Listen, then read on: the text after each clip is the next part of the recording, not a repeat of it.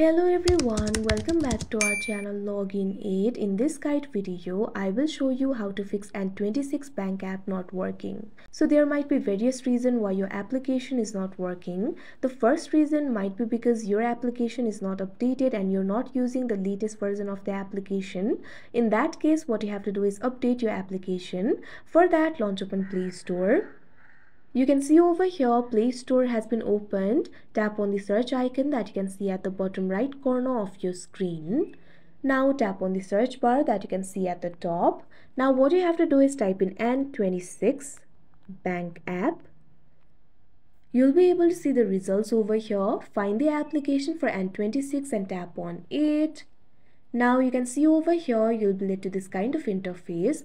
Right now you can see two options, uninstall and open. If your application is not updated, instead of open option you'll be able to find the option for update. All you have to do is tap on it. After that, wait for a while and your application will be updated.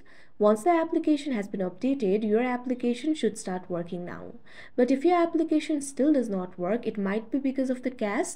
In that case, what you have to do is clear the cache of this application. For that, simply open the app library of your device. Find the application for N26 and long press on it. Now tap on the option App Info.